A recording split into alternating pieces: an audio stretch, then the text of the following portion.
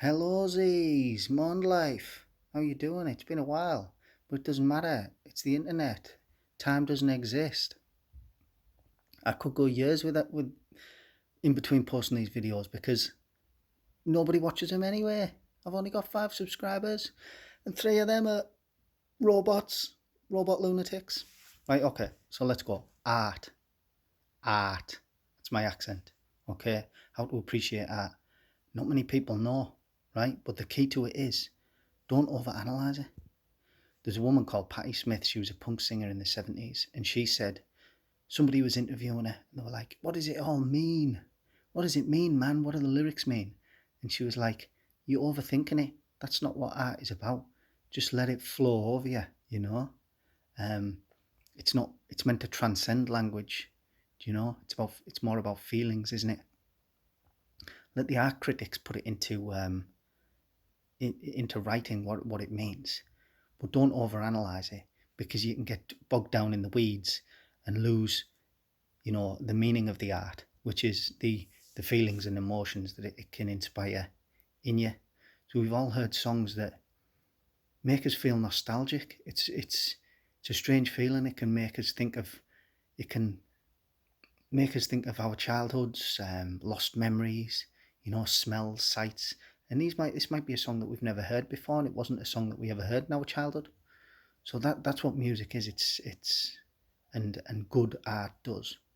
Um, you get people that will analyze the shit out of everything. You know, they'll be like listening to Oasis. Oasis, for God's sakes. There's no deep meaning in Oasis's lyrics. Cigarettes and alcohol. Wonderwall. What's a Wonderwall, man? What does it all mean? You know, it means fuck all. It just sounds good. Noel Gallagher said that himself. But it does mean something but it doesn't mean anything that you can elucidate. Is that the right word? That you can, you know, put into words, kind of thing. So just try and enjoy it. Just try and relax. I was listening to a song, Bob Seger, Night Moves. It's a great song. And I'm thinking, is this guy, was he like going up to make out spot in his Chevy in the 60s and making his night moves on women?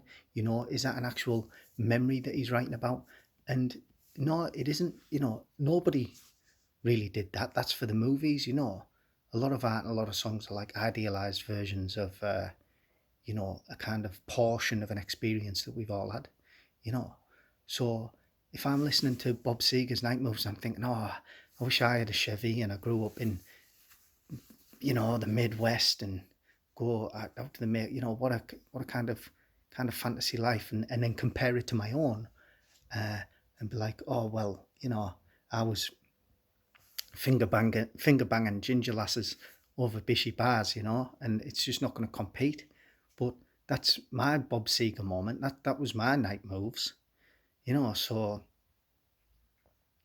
don't compare. And it probably never even happened to Bob Seger.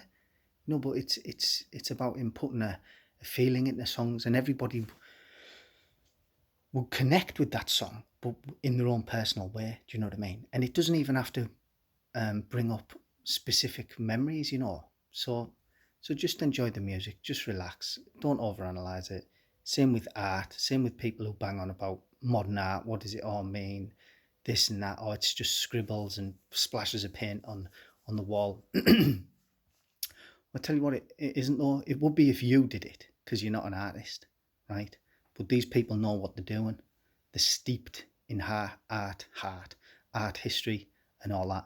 And the fact of their talent and the fact that they could do a sculpture, yeah, when they do a couple of splashes of paint on a canvas, then yeah, it's deliberate and it means something, right? So also stop slagging off modern art. Get yourself to the Tate Modern. It's pretty good, and be open-minded about it, yeah? But I will warn you though, all modern art boils down to the carnal pleasures, sex. Okay, it's a bit weird actually. That's what it all boils down to. The reptilian urge to reproduce. So I will warn you about that. They're absolutely sex mad, those modern artists. So what else? Yeah. Why don't you try and come up with your own bit of art? How's that? Everybody's got a song in them, surely. You know, it might be an absolutely terrible song, but I think everybody's got a song in them, or a story, or a book, or anything, you know. And even if it's shit, and even if it's for you, give it a go, because you've created something, haven't you? And it's something to be proud of. If it's shit, don't show it to anyone, and don't expect anyone to like it either. All right, but it is what it is. You know what I mean? We could all make a table, but a good carpenter's going to make an unbelievable table that's going to last for years. Me, I'm going to make a three-legged wonky piece of shit, Anna. That's will fall to bits within 3 weeks, but I still made it. Eh? I'm not bringing it round your house and making you put your drinks on it. You know, it's stored away in the garage, isn't it? Out the way. And I'll probably burn it in a couple of years, but I did attempt to make it, and I'm sure the next table I make would be better, wouldn't it? You know, I haven't made a table. That table was metaphorical. Carpentry doesn't interest me whatsoever.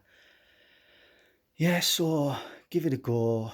That's what I'd say about artists. Like most artists, right? If you look, it's what I've noticed. Singer-songwriters and all that. When you go on Spotify, they've only got 1 or 2 songs. As talented as they are, they've only managed to write 1 or 2 songs. And it's like, well, hold on. You've made a career, you're going on tour and all this, and you've only wrote one song. And the rest of them are just filler, just nothingness, aren't they? You know what I mean?